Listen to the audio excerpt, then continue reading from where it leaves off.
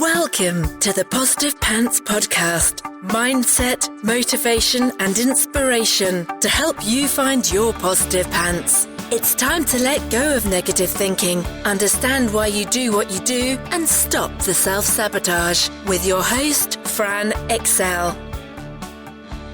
Welcome to the show. As always, it's Fran Excel, your resident subconscious success mentor, helping you find your very own pair of positive pants so you can get out of your own way and live a life that you love. If you want to stop self-sabotaging your own success and let go of the stress, then you are in the right place, my friend. Make sure you download your free Stressed to Success guided meditation at bit.ly/stress to success as my little gift to you just for being here.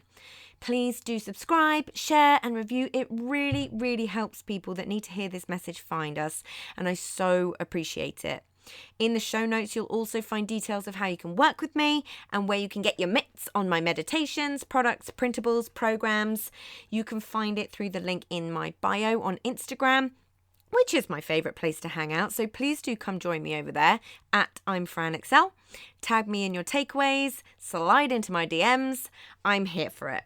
So that's the formalities over, my love. So let's jump to the content.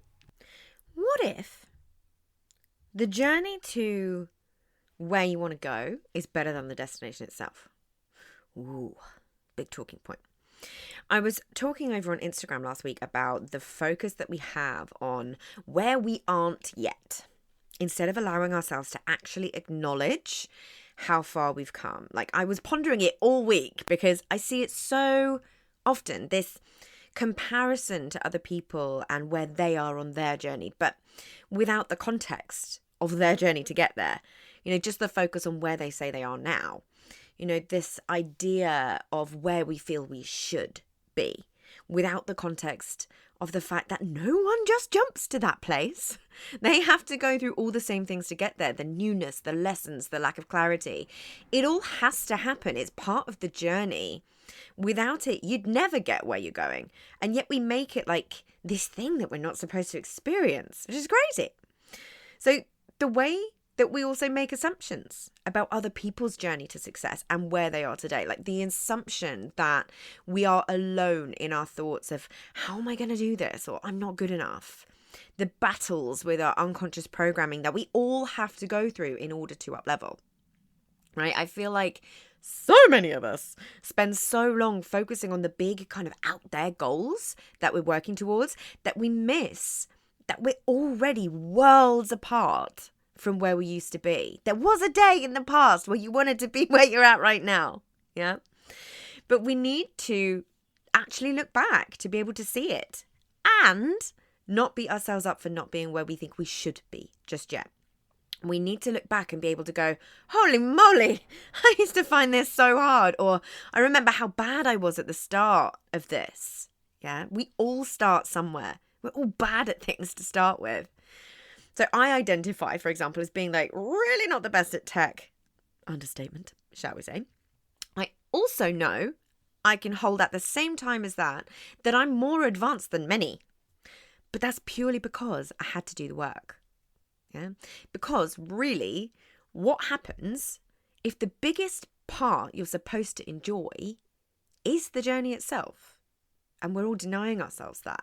You know, all those little wins and milestones that we hit along the way, all the growth, the lessons, the new connections. So read a lot and listen to a lot of podcasts from hugely successful people. And I urge you to do the same because it's really, really encouraging and really eye-opening.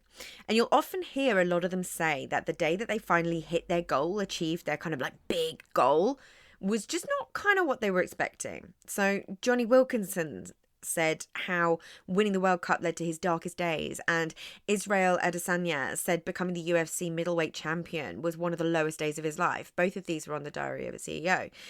But this isn't to be doom and gloom, right? Because there are so many things that could be going on there, and everyone is an individual. But we put so much weight on the goal itself that sometimes you get there and it's this kind of anticlimax. This feeling of, oh, what next? or the fear of having further to fall that might creep in, or who am I if I'm not chasing this goal? Or even the intense need to keep growing because what will people think if you slip up? Yeah, goals are amazing. I love goals, but not at the expense of joy and satisfaction along the way to get there. Where's the enjoyment? If your goal takes you years to hit and then you hit it, then what?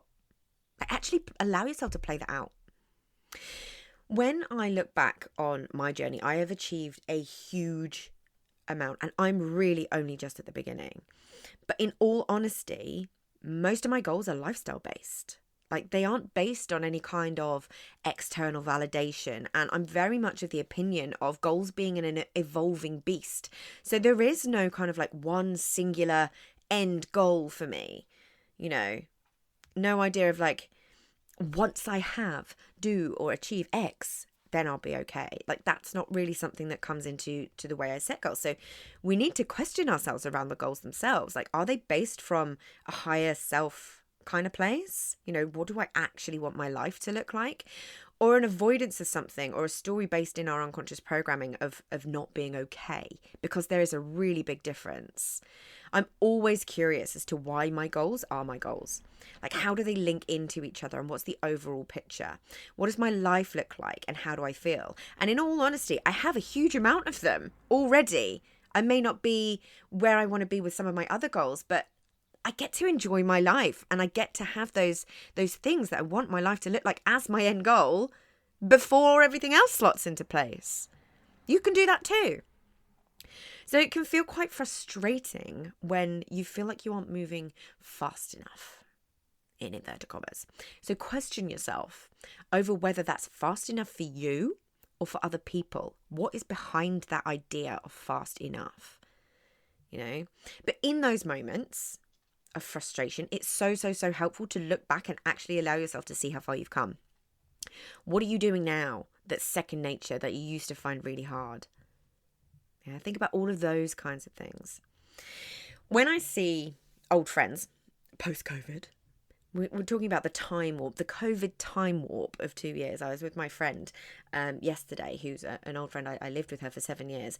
And we were like, I literally have no idea when I last saw you, but it feels like it was yesterday. The weird COVID time warp of 2 years.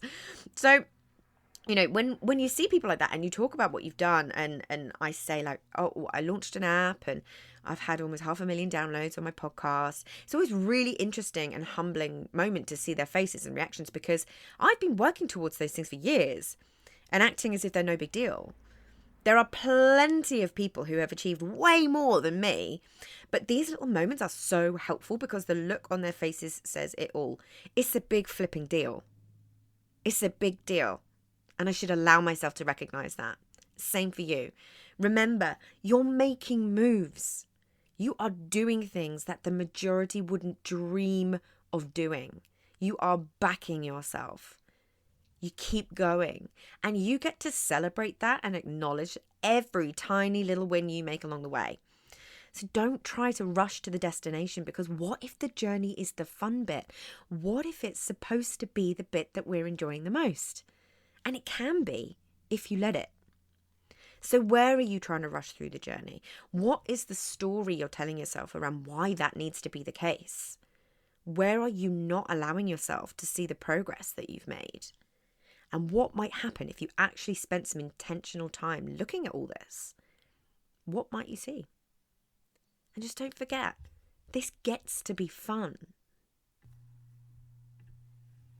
So if you got value from this and you know in your gut that now is the time to step up and start rewiring your thinking and start changing things for yourself, then join the Positive Pants Toolkit app and community so you can work out what needs to happen to get you from where you're at right now to the action-taking success you know you can be.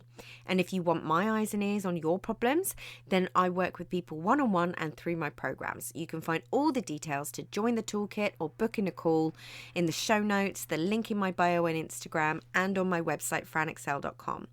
So stop waiting for if and when and choose to change things now, because you can.